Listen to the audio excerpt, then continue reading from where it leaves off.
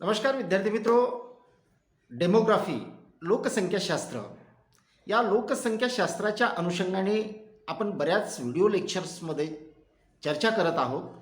आजच्या या भागामध्ये की लोकसंख्येच्या अनुषंगाने आधुनिक काळातील लोकांचे विचार हे कशा पद्धतीचे होते, लोकसंख्येच्या संदर्भाने त्यांनी अभ्यास कशा पद्धतीने केला, हा भाग बघणार आहोत.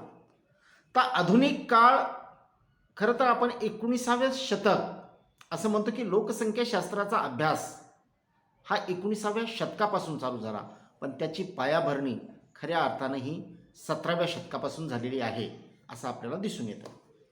कशावरनं? तर इंग्लंडमध्ये एक जॉन ग्रँट नावाचा एक व्यक्ती होता. हा जॉन ग्रँट सामान्यतः एक सामान्य दुकानदार होता. आणि हा जॉन ग्रँट सामान्य दुकानदार असताना ज्या ठिकाणी याचं दुकान होतं त्या ठिकाणच्या परिसरातील लोकांच्या लोकसंख्येची तो नोंद ठेवायचा. म्हणजे अनुभवजन्य अशा पद्धतीचं संशोधन केलेलं नाही त्यानं फक्त लिखाण केलेलं आहे.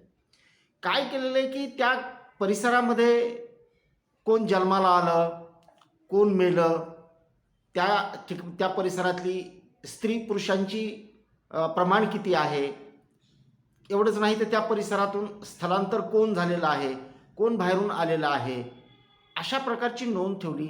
एवढंच नाही तर त्या परिसरामध्ये झालेलं नागरीकरणाची प्रक्रिया कशा पद्धतीची आहे याची फक्त तो अनुभवजन्य अशा पद्धतीनं नोंद करीत गेला. म्हणजे एक आराखडा तयार केला त्याने, ज्याला आपण सारणी म्हणतो, तक्ता म्हणतो. अशा पद्धतीचा त्यानं बसल्या दुकानामध्ये बसल्या चार्ट तयार केला की त्या परिसरामध्ये त्यावेळेला त्याच्या कालखंडामध्ये कोण जन्माला आलंय, कोण मृत्यू पावलंय, कोण या ठिकाणाहून दुसऱ्या ठिकाणी गेले, म्हणजे स्थलांतर कोणाचं झालंय, आणि या भागातली नागरीकरणाची प्रक्रिया कशी आहे. एवढंच नाही तर त्या ठिकाणी झालेले जे मृत्यू होते या मृत्यूचं काय कारण होतं. म्हणजे खऱ्या अर्थानं त्यावेळेला त्या कालखंडामध्ये हे जे लिखाण झालं हे मृत्यूच्या संदर्भात झालेलं आहे, मॉर्टॅलिटी ज्याला आपण म्हणतो. या मॉर्टॅलिटीच्या अनुषंगाने या जॉन ग्रँटनं एक पुस्तक लिहिलं आणि त्या पुस्तकाचं नाव आहे बघा, natural and political observations made upon the bills of mortality 1662. म्हणजे 1662मध्ये त्यांनी हा ग्रंथ लिहिला आणि या ग्रंथामध्ये अशा पद्धतीचा एक आराखडा तयार केला.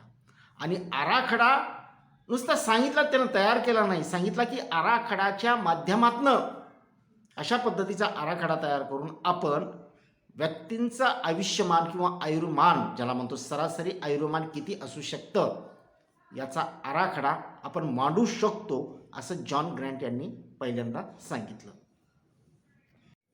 आता दुसरा विचारवंत एडमंड हॅले.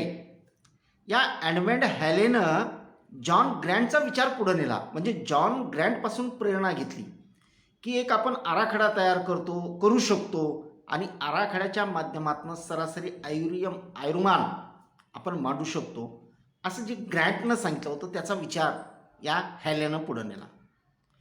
एडमंड हॅले हा खरा तर जर्मन ज्योतिषशास्त्रज्ञ, आणि या ज्योतिषशास्त्रज्ञानं सुद्धा बसल्या की जन्ममृत्यूंची नोंद तर केलीच, पण विशेषतः त्यानं विशेष काम जर कशावर केलं असेल तर एका ठराविक किंवा विशिष्ट वयोगटाच्या लोकांचा मृत्यू हा कशा पद्धतीने होतो, का होतो, या अनुषंगाने लिखाण केलेलं आहे.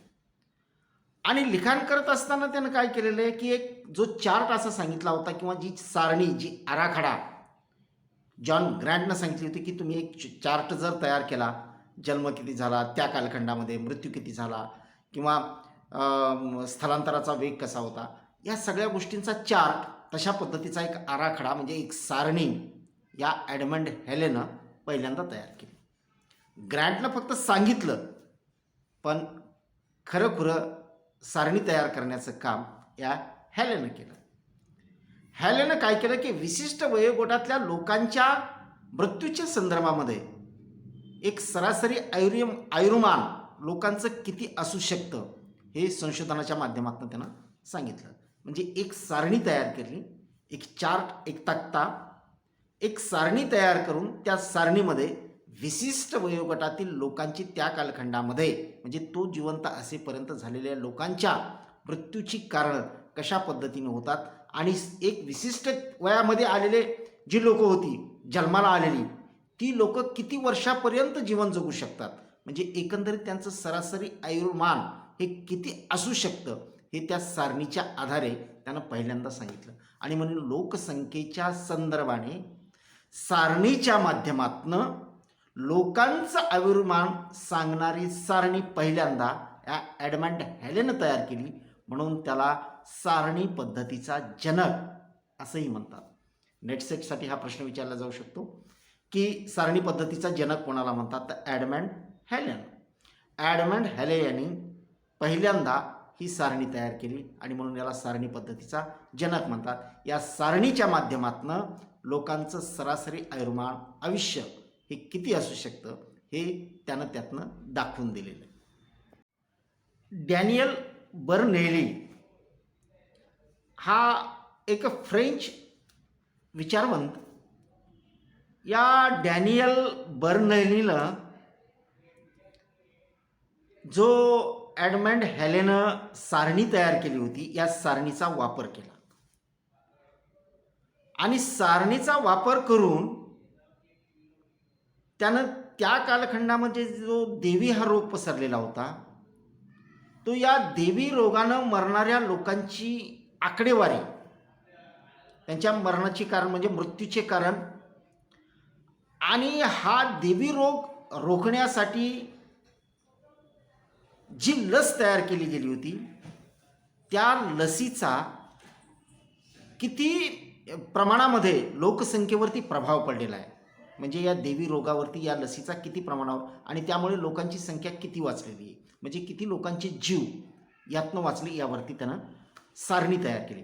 म्हणजे प्रत्यक्ष सारणीच्या द्वारे अभ्यास करणारा बर्नेली यानं देवी या रोगामुळं मरणाऱ्या लोकांची संख्या आणि देवी या रोगावर निर्माण झालेली लस या लसीचा लोकांच्या जीवनावर झालेला प्रभाव किंवा देवी या रोगावर झालेला प्रभाव आणि त्यामुळं लोकांचं वाढलेलं आयुर्मान या अनुषंगाने त्यानं अभ्यास केलेला आहे. म्हणजे एकंदरीत लोकसंख्येच्या दृष्टिकोनातनं या फ्रेंच विचारवंतांनी सुद्धा अशा पद्धतीने सारणीचा वापर करून अभ्यास केलेला आहे.